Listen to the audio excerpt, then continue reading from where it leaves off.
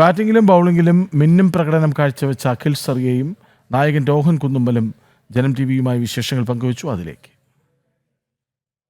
Kerala cricket ലീഗിൽ കാലിക്കറ്റ് ഗ്ലോബ്സ്റ്റേഴ്സ് വിജയവഴിയിലേക്ക് തിരിച്ചെത്തിയിരിക്കുകയാണ്. അപ്പം നമ്മോടൊപ്പം നായകൻ രോഹനും ഒപ്പം ഇന്നത്തെ മത്സരത്തിൽ മിന്നും പ്രകടനം കാഴ്ചവെച്ച അഖിലും ചേരുന്നുണ്ട്. ആദ്യം രോഹനിലേക്കാണ്. രോഹൻ, വിജയവഴിയിലേക്ക് തിരിച്ചെത്തിയിരിക്കുകയാണ്. തീർച്ചയായിട്ടും ഒരുപാട് സന്തോഷമുണ്ട്. നമ്മുടെ എന്താ പറയുക, ഒരു ടൂർണമെൻറ്റിലൊരു ജയം, first win it's really important. So അത് ഇന്ന് കിട്ടി. സോ എന്താ പറയുക, ഒരുപാട് സന്തോഷമുണ്ട്. എല്ലാവരും ആ ലാസ്റ്റ് 2 മാച്ചിലെ വിഷമവും ഒരു വാശിയും എല്ലാവരുടെ മനസ്സിൻ്റെ ഉള്ളിലുണ്ടായിരുന്നു. സോ അതിൽ നിന്നാണ് തോന്നുന്നു അഖിൽ കറിയുടെ ഇന്നത്തെ ഇന്നിങ്സും സൽമാൻ ഇന്നിങ്സും ഒക്കെ വന്നത്. So I am really happy. Akhil ബാറ്റിങ്ങിലും ബോളിങ്ങിലും ഒരുപോലെ തിളങ്ങി. ഒരുപാട് സന്തോഷം. കാരണം ഞാൻ ഓൾറൗണ്ടറാണ്. അപ്പോൾ ഞാൻ ഇങ്ങനത്തെ ഒരു ഓപ്പർച്യൂണിറ്റിക്ക് വേണ്ടി വെയിറ്റ് ചെയ്യുമായിരുന്നു. എനിക്ക് ആദ്യത്തെ 2 മാച്ച് എനിക്ക് അങ്ങനെ ഒരു ഓപ്പർച്യൂണിറ്റി കിട്ടിയതാണ്. പക്ഷേ ഞാനത് മിസ് ഔട്ട് ചെയ്തു. പക്ഷേ ഇന്നത്തെ കളിയിൽ എനിക്ക് രണ്ടിലും കോൺട്രിബ്യൂട്ട് ചെയ്യാൻ പറ്റിയതിൽ വളരെ സന്തോഷം. മോസ്റ്റ് ഇമ്പോർട്ടൻ്റ്ലി ടീം ജയിച്ചു. അതാണ് ഏറ്റവും ഇമ്പോർട്ടൻ്റ് ആയിട്ടുള്ള കാര്യം. നമ്മൾ ഇങ്ങനെ പെർഫോം ചെയ്തിട്ട് വിന്നിങ് സൈഡിലല്ലെങ്കിൽ നമുക്ക് ഒരുപാട് വിഷമമായിരിക്കും. പ്രീവിയസ് 2 മാച്ചസിലെ പോലെ തന്നെ. അപ്പം ഇന്ന് ടീമിനെ ജയിപ്പിക്കാൻ പറ്റിയതിൽ ഒരുപാട് സന്തോഷമുണ്ട്. രോഹൻ പറഞ്ഞതുപോലെ കഴിഞ്ഞ മത്സരങ്ങളിലെ തോൽവി അതിൻ്റെ വാശിയിൽ ഇന്ന് കളിച്ചതുപോലെയുണ്ട് ബാറ്റിങ്ങിൽ.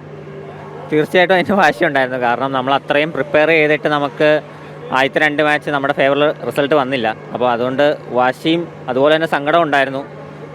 ഇതുപോലത്തെ മാച്ചസ് ജയിക്കുമ്പം ആ ഒരു മൊമെൻറ്റം ഭയങ്കര ക്രൂഷ്യലാണ്. ഇത്രയും വലിയൊരു ടൂർണമെൻറ്റിൽ ഇനിയും ഒരുപാട് സ്റ്റെപ്സ് ഉണ്ട്. അപ്പം ഈ ഒരു മൊമെൻറ്റം ഭയങ്കര ക്രൂഷ്യലായിരുന്നു. അപ്പം ഭയങ്കര സന്തോഷം ഇന്ന് ജയിച്ചതിൽ. സൽമാൻ്റെ കൂടെയുള്ള ആ ഒരു ഇന്നിങ്സ്. സൽമാനും ഞാനും കുറേ വർഷങ്ങളായിട്ട് ഒരേ അക്കാഡമിയിലൊക്കെ ആയിരുന്നു. നമ്മൾ ഒരുപാട് മാച്ചിൽ ഒരുമിച്ച് ബാറ്റ് ചെയ്തിട്ടുണ്ട്, ഒരുപാട് വർഷങ്ങളായിട്ട് കളിച്ചിട്ടുണ്ട്.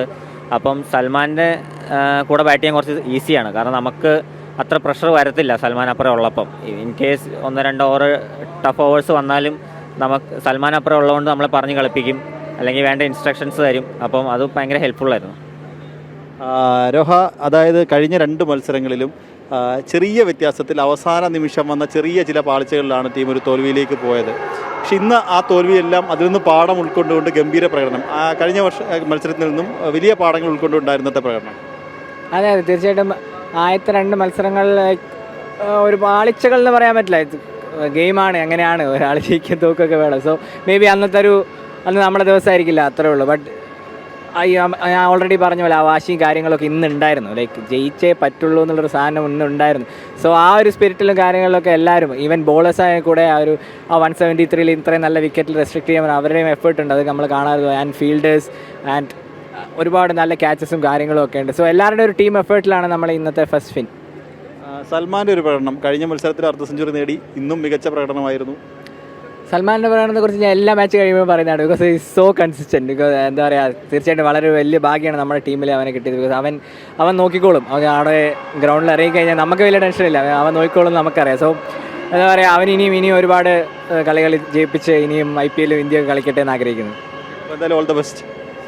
അപ്പോൾ എന്തായാലും നമ്മോടൊപ്പം സന്തോഷവും ആത്മവിശ്വാസവും പങ്കുവെക്കുകയായിരുന്നു കാലിക്കറ്റിൻ്റെ നായകനും ഇന്നത്തെ പ്ലെയർ ഓഫ് ദ മാച്ചും.